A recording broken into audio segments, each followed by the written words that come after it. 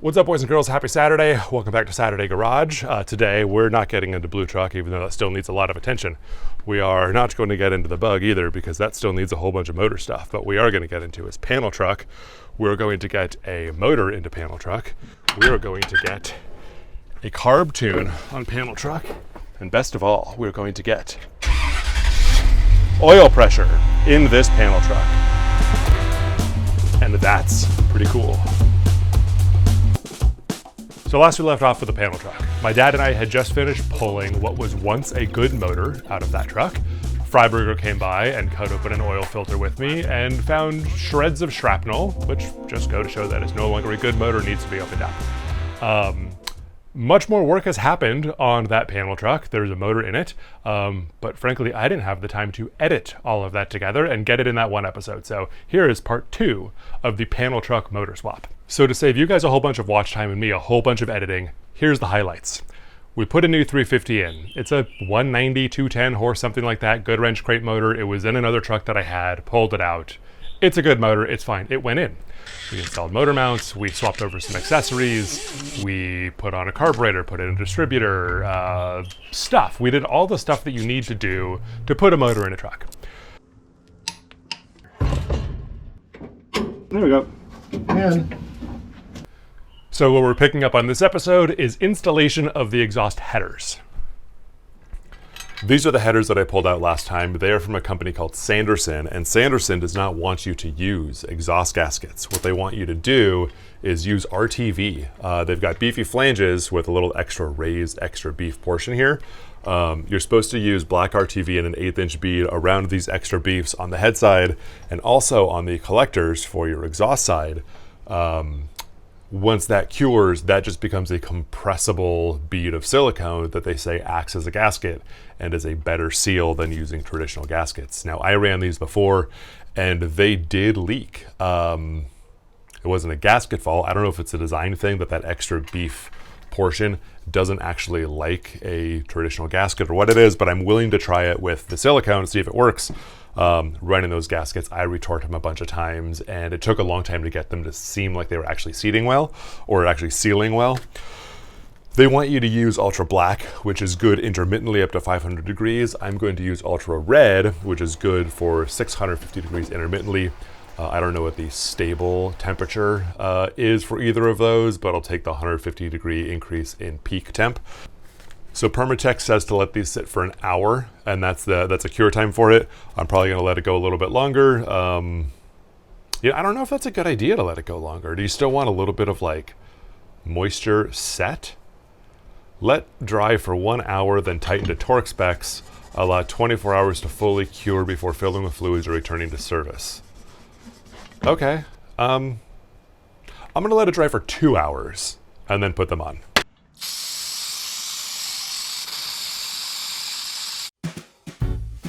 They want a very clean surface. So I'm gonna clean these up, throw some bead on there, wait a couple hours, and throw them in. Okay, the other thing that I always do with these guys, I've probably said this before, but I get these little tube squeezers, and they are primo. For getting all your goo out of the bottom, not wasting a ton.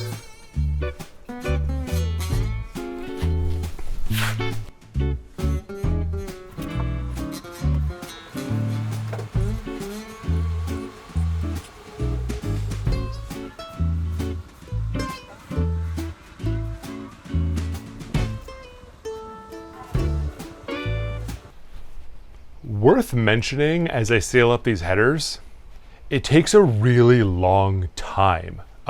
These clips are sped up about 800 times. It's tough on the hands. And I gotta say, especially watching this back, I'm exceptionally smooth at applying this RTV, and I chalk all that up to the little toothpaste squeezy thing, little roller guy. Get one. It comes in the tubes of my toothpaste that I buy. I buy ridiculous toothpaste, but like, comes with a free rolly tubey thing.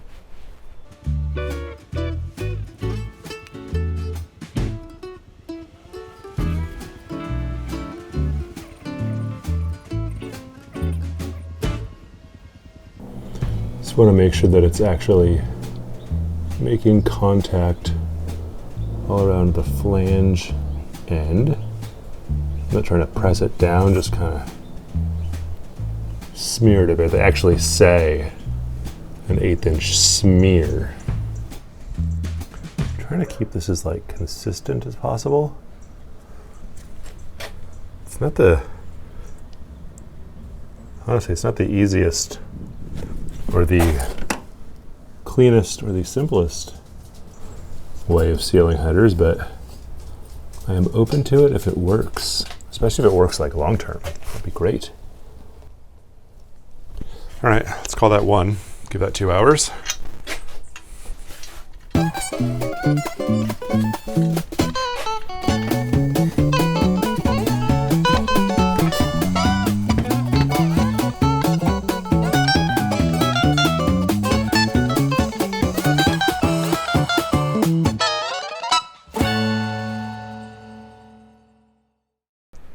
Two hours seems like plenty of cure time for these Sanderson headers. They're going to go ahead and install. It's very straightforward. There's like 8 bolts. Put them in. Now, I did the RTV on the head side of those exhaust gaskets because I know that's what was leaking before. They also recommend that you do the same RTV seal for the collector side going to the exhaust pipes. I'm not familiar enough with this method to know how well it works or feel comfortable with how well it works. If I do end up having an exhaust leak, I don't want to have to chase it on both the top and bottom side, on both the left and right side of the motor. So I'm just going to do the head sides for now. Now, what I do trust on the collector side of headers is copper gaskets. I've never had one leak. My recommendation is this: spend the extra money on the thicker versions. I think they're 051, I want to say. Spend the extra couple of bucks on the thicker one. The more material you have to compress, the more irregularities it's going to be able to account for.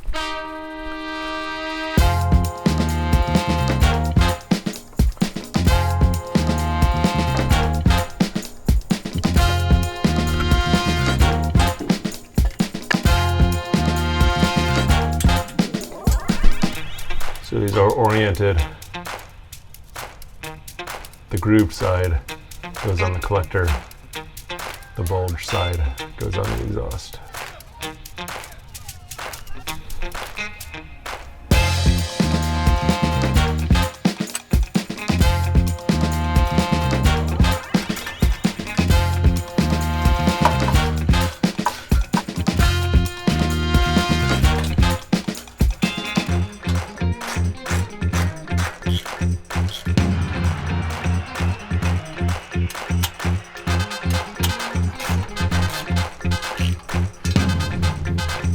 This truck originally came with, I think it was a 235 cubic inch straight 6 motor, and that was paired with a dual range hydromatic, they called it. It is a 4-speed automatic transmission without an overdrive. Final gear is 1-to-1. It gave you a very early first gear, for bottom end torque and movement, et cetera, et cetera. Transmission doesn't matter. I only say that to say that I'm rambling. This truck originally came with, I think it was a 235 cubic inch straight 6 motor from the factory. When I got my hands on it, it was frozen solid. There was no restoring the thing, no resurrecting it. And when I got to put it on Hot Rod Garage, it's a better episode to do a small block swap. Anyway, we were trying to make it like a land speed push truck from the 60s, 70s. So a small block on a tunnel ram was the recipe. We put a small block in it, and when we did that, we also put a new radiator in it. This radiator is fresh and new and good. This motor that we just put in, this 350, has been in at least 2 other trucks that I'm aware of. No, yeah. It's got some amount of miles on it. And when I pulled it from the last truck that it was in, a fairly grotesque color of coolant spilled out of it. So I don't want to risk ruining this brand new good radiator with junk and crud coming out of this new engine. So I figured out a way to do a very quick and very cheap coolant flush. This cost me about $6. There is a plumbing fitting from Home Depot that is a coupler on one end. Mine is 1.25 inches. They also have 1.5 inches, 1.75 inches, whatever size you need for your upper radiator hose. This is a 3/4 inch NPT female on the other side of that coupler. The key to all this is this bushing. This is a 3/4 inch NPT male. Goes into your plumbing fitting, and this is a garden thread. On the female side, didn't know they were different, but they are. Hose goes here, this goes to your upper radiator hose. You're gonna wanna remove your thermostat, put that hose on, put this in, flush it down. I'm gonna keep it from making a mess by putting a lower radiator hose on and dumping into a 5-gallon bucket. If you don't want to, you don't have to. I don't care, I'm not cleaning it. If you don't have your water pump on, doesn't matter, you can just flood it out of the front of the block. Much bigger mess, not gonna do that. But if you do have the water pump on, I recommend spinning the pulley a handful of times as you're flushing it to make sure no chunks get caught on the impeller. Or if you feel like you're gonna be doing this a bunch, get an old water pump, remove the impeller, mount it, and it'll just flow right through.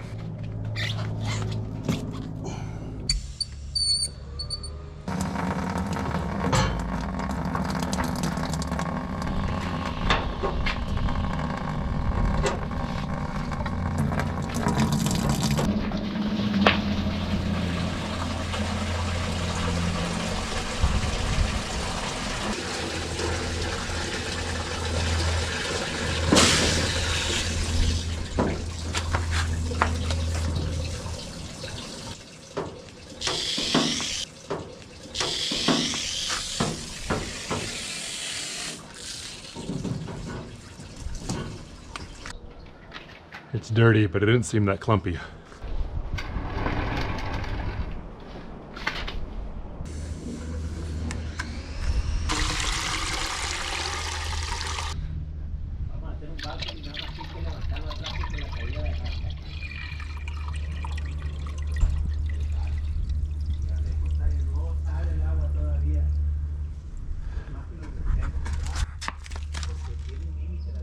Run it again.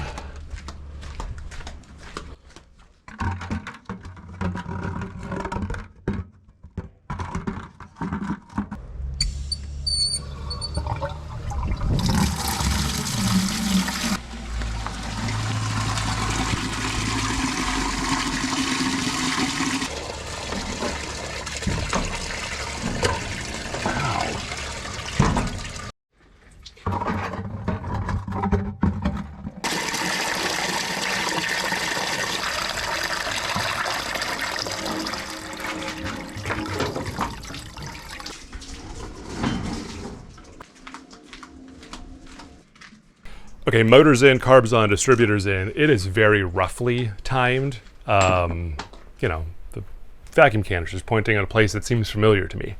Coolant is flush, radiator hoses are on, fuel lines are run, exhaust is in. It seems like it's pretty much ready to fire up. So we'll fire it up and then gonna give a very rudimentary baseline carb tuning, quick little demo. Really, this is not a performance tune by any means. This is, you can start it, warm it up, you can drive it around, you can get to the gas station, you can break in the motor onto this type of tune if you're so inclined, but this is by no means, this is a 101. This is not a 201 or even a 102 kind of carb tuning, but if you've never done it before, there's a couple of very simple tools that you need. Actually, you know what? You don't even need them. There's a couple of very simple tools that will make your life easier.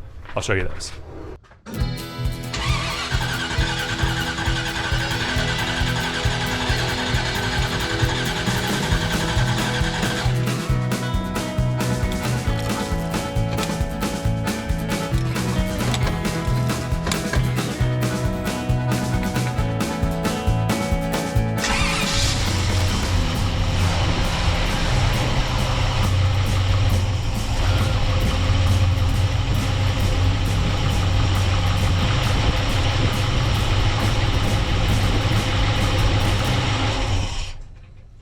So before you can put even a halfway decent or halfway rudimentary tune on a carburetor, everything else on the motor needs to be working properly. A quality, honestly even a bad quality, but a properly functioning ignition system is a must. No exhaust leaks, no vacuum leaks, no fuel leaks. Like, if you're tuning with these errors, you're tuning to the errors. Everything else works. When you do the tune, the car will work. This motor has been sitting for probably about a year or so since I pulled it out of the last truck that it was in. It's got a leak in the accelerator pump diaphragm, so I'm going to do a quick fix on that and give you a little bit of a 101 on Holley squirters and what an accelerator pump is and does. And then we'll tune it, I promise.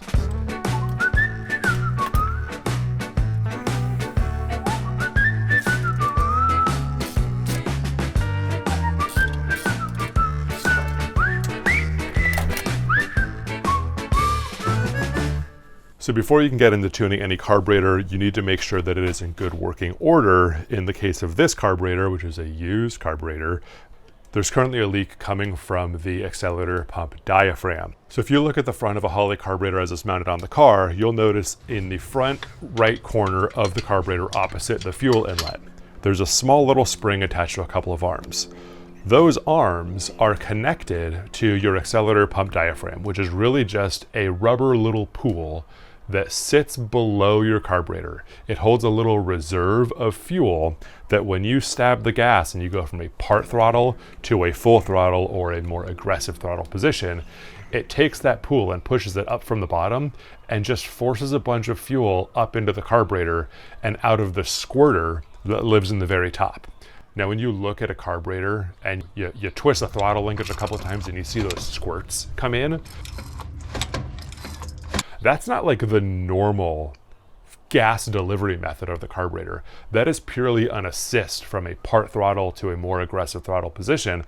Those are called the squirters.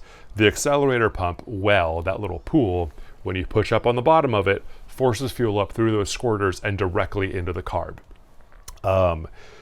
On a traditional, the legendary Holley double pumper, you've got two of those accelerator pumps, you've got two of those squirters. The accelerator pump is your pumper. On this carb that I'm working on here, it is a vacuum secondary carburetor. There is only a single accelerator pump and a single squirter.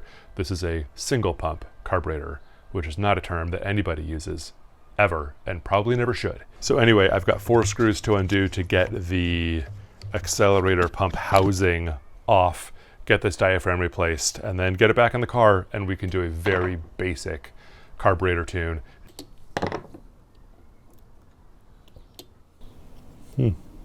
Doesn't seem to be torn. Now these diaphragms do come in a couple of different sizes. This is I don't know how many cc's this one is. This is a 30 cc, which holds just a bit more. And then this is a 50 cc, which holds even more. The deeper the well, the more cc's that you have in here, the more fuel is going to be squirted on any one acceleration moment. You don't want too big of a well for your street car. 30 is probably even a little bit aggressive for something that is as tame as this motor is. So I'm going with the very flat, shallow pool stock diaphragm. Actually seems fine. Well, I'm just gonna replace it anyway. It's already out. And actually that did seem to be a little bit of a deeper diaphragm that I was expecting. I'm gonna run to the 30 cc and just say that it's good. This one feels kind of dry anyway. It's old and used.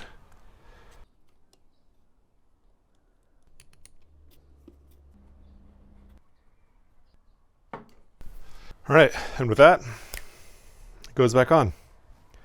That is all.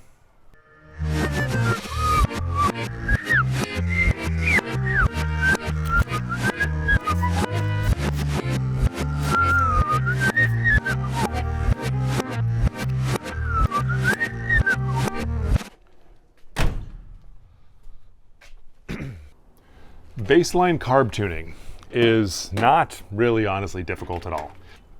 Before you actually get into tuning the carb, a couple of things. One, you're going to want to set your timing, and two, you're going to want to make sure that your motor is warm. So we're going to do both of those things first, and then we're going to get into the very, very basics of tuning a carburetor. So we're going to start it, we're going to warm it, and we're going to set this motor to 10 or 12 degrees before top dead center. This is a very mild motor. It is a good wrench crate motor. It's got headers and it's got an intake, but it's not putting out much more than it did out of the factory. Their initial recommendations was 12 degrees, if I remember right. I've got 3 tools here that make this a lot easier. One is a timing light. We'll get to that in a second. 2 and 3 are this dwell/tach meter. I don't have a tach in the truck, and even if I did, looking inside to see adjustments in RPM, kind of a pain. This one also has the ability to read in the 1,000 units or in the hundreds of units. So you can see finer changes a lot more easily on something like this. So I've got this hooked up, and then I also have this vacuum gauge, which is going to read manifold vacuum. What these two are going to do is, as you're adjusting your timing and or adjusting your carb, if you're getting better, if you're getting more tuned, you are going to see a rise in RPM and a rise in vacuum. A rise in RPM and a rise in vacuum just indicates that your motor is working more efficiently. So if those climb, your motor's getting more efficient, your tune is getting closer to perfect, or as perfect as possible. If for some reason they fall, you're getting farther away from good, so you want to go the opposite direction. That's the long and short of it. If you don't have a timing light, you can wing it pretty easily. Loosen your distributor hold down nut, and you're just going to want to swing it in one direction until it stumbles pretty badly, or stumbles at all, and then swing it the other direction until it stumbles again. Find that middle point. That's going to be enough for you to warm it up and or get a really rough bass tune on it. But if you don't have a timing light and you're going to be doing any amount of like old car work, go get a timing light. Probably 20 bucks used somewhere. I bought this for $15 and that was free from MotorJet. Whatever. Cool. Start it, warm it, time it. Timing light. Inductive reader on spark plug wire 1. Very simple. Mine is melted, so it doesn't work that well anymore. Okay. Plug wire 1. And then this just gets power from the battery. Positive and negative. Okay, iPhone on a wide. We've got B on a vacuum gauge. We've got C on attack. We have got D on the harmonic balancer, and we have got A on the distributor. Okay, let's go.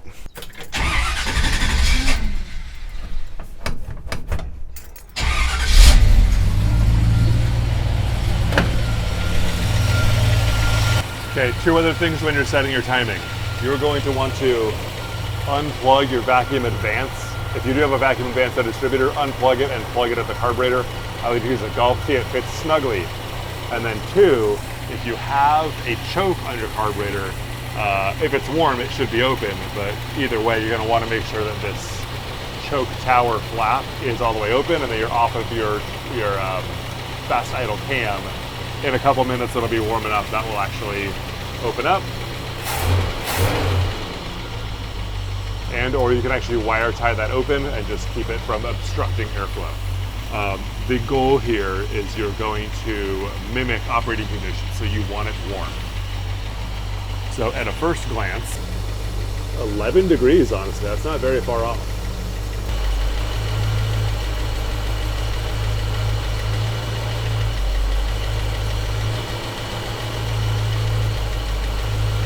I'm calling that 12 degrees before top dead center, and that is a good number.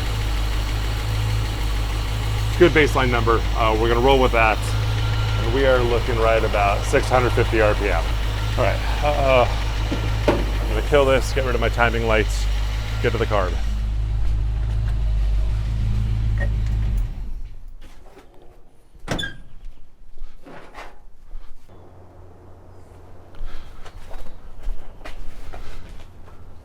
Okay, so with the motor off now, I'm just taking a second to set some cameras on each of the idle air mix screws. There is 1, 2, 3, 4 on this carb. There's 2 on each metering plate. Some just have 2. It's the same process if you only have 2, except you don't do it 4 times. So let me get this set up and then we'll walk through what to do there. Now, actually, before we do that, 2 things you need to do prior to adjusting those air mix screws is turn them all the way in, so that they're lightly seated, and then back them out 1.5 turns. That's like a good rough setting, and they should all be the same before you get started. 2, we're not gonna do it on this because I know that mine are set well, but you're gonna wanna adjust your float bowls, front and rear, assuming you have a rear. You want the fuel level to be just in the middle of these sight glasses, but either way, Google that, it'll show you how to do it. It's not very hard. That needs to be set prior to messing with these idle air adjustment screws. I know that mine is good because this carb has been run before and it's set already. So I need to set my idle speed and then I need to set my mixtures after I set up these cameras. All right, D is rolling on the passenger side and A is rolling on the driver's side.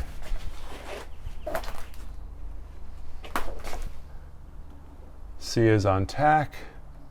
And B is on vacuum. Oh, that looks good. A is still rolling. Fantastic.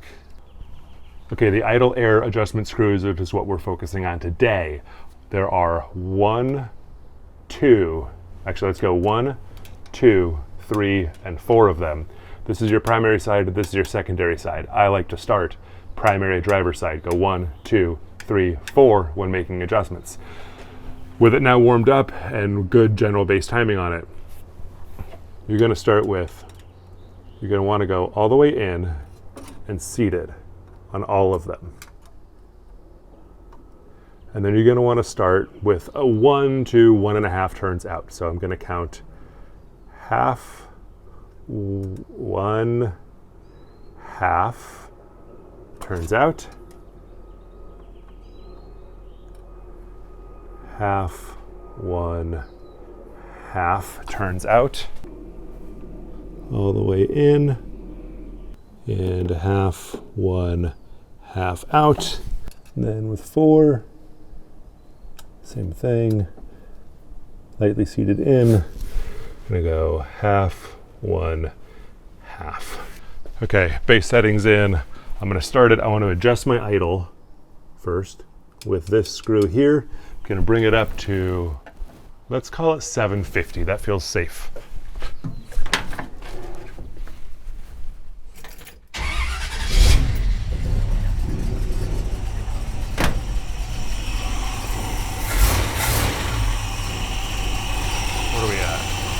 Low.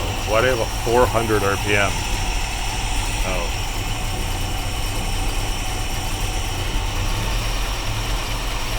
Because I adjusted those screws, my idle dropped way down.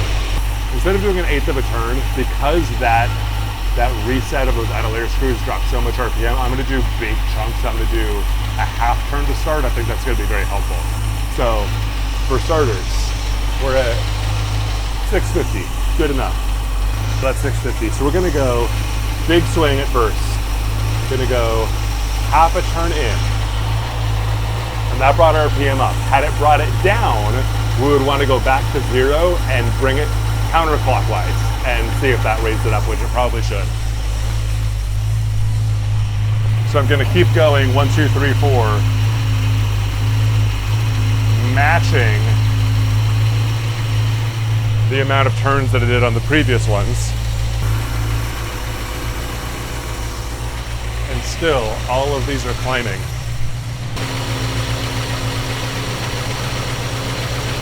Okay, that was a big increase.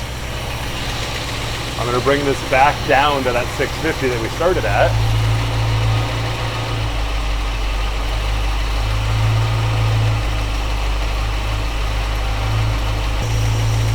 Okay, so I'm gonna do a quarter turn now. So quarter, more RPM. You can also just listen to it. More RPM. Up above 7 again.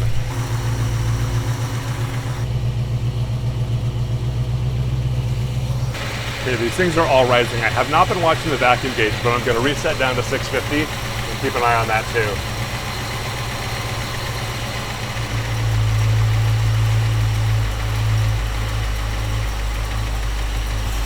I'm also going to keep an eye on my temperature.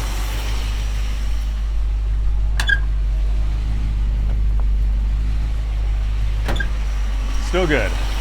We'll call that 650 and we're going to call that 18 inches of vacuum. So let's do another quarter turn. More still. More still.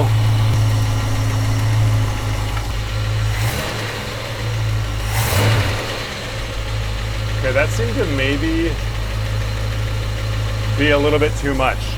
It rose on the first one, maybe 2, and then seemed like it kind of backed off. So I'm gonna release about an 1/8 of a turn on each of them and see if that climbs things for me.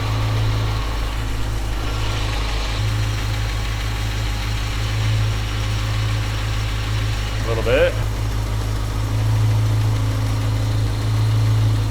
A little bit.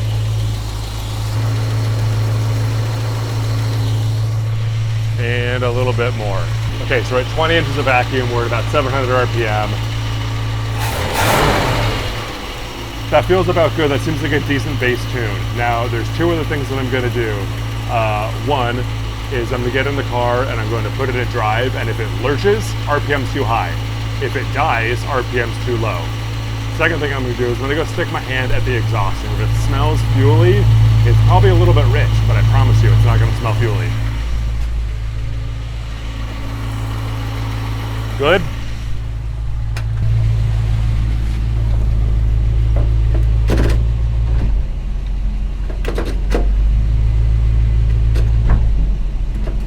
Oof.